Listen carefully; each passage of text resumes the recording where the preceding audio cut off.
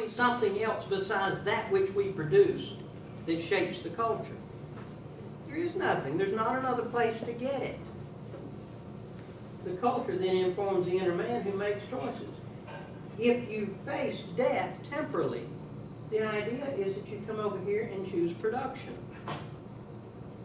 We do a disservice to people when they don't face this temporarily. It's wrong. So here's what we've done. Some choose production, some choose non-production. The producers produce and they're left with just enough to keep their deal going. The government is the enforcer. George Washington said, government is not reason, it is not eloquence, it is force. Like fire, it is a dangerous servant and a fearful master. Government is the enforcer. It's a monopoly of force in our nation. Costless money is the pump. Do you know what costless money is? Does that term make sense to you?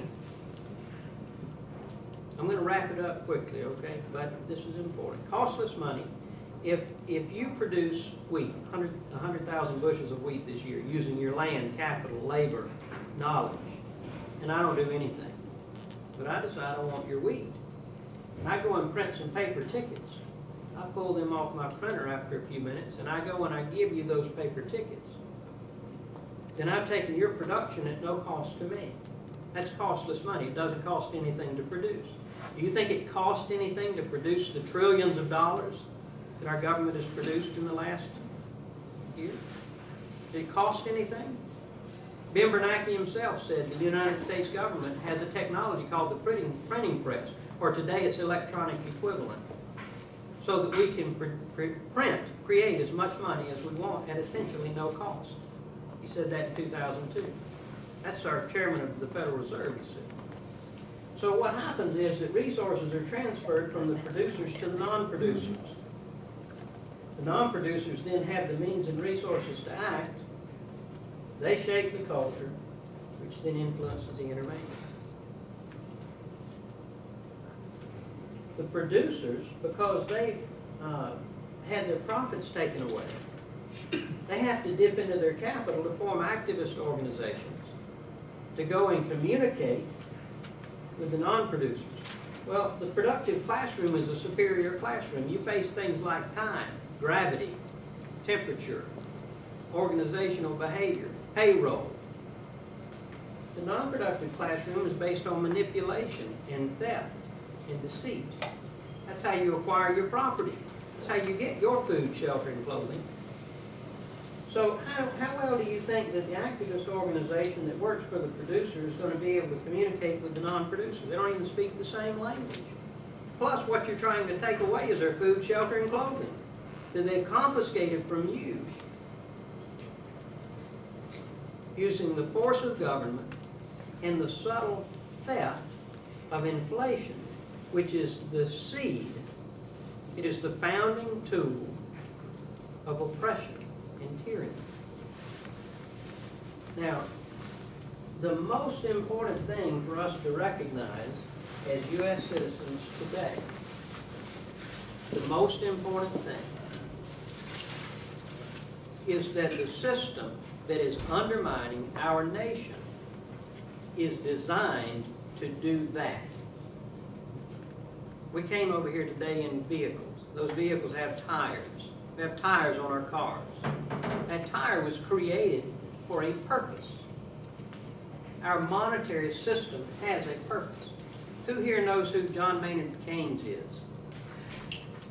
Very good. Anybody else? Keynes died in, I think, 1949. He was from England. He is considered the father of our monetary system. He's really a poster boy, but that's how he's marketed. He wrote a book called The General Theory of Three Things. The General Theory, we'll refer to it. When Bernanke was named Times Person of the Year, Keynes' name comes up twice in that article. Bernanke is the chairman of the Federal Reserve. Obama, Geithner, and Summers, they all say that Keynes, that's who they follow.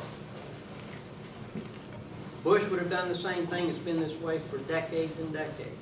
In 1919, John Maynard Keynes wrote a book called The Economic Consequences of the Peace. And in it, he wrote this. Lenin is said to have declared that the surest way to destroy the capitalist system is to debauch the currency. Through a continuing process of inflation, the government can confiscate an important part of the wealth of its citizens secretly and unobserved. Not only does it confiscate, but it confiscates arbitrarily. While the process impoverishes many, it actually enriches some. Lenin was certainly right. It is the surest and subtlest way to overturn the existing basis of society. It employs all the forces of economic law on the side of destruction, and does so in a way not one man in a million is able to diagnose. What does it sound like the purpose of that system is? Destruction? The surest way to destroy? Employs all the forces of economic law on the side of destruction? Do we believe that that's the effect? I mean, we talked about it all morning. All morning we're talking about things that have economic roots. We're talking about budgets. Not only are you facing inflation, you're going to be facing devaluation of the dollar. It's not going to be 7 or 8%. It's going to be 40 or 50%. Our property is being confiscated. It's confiscated slowly during the boom and quickly during the bust.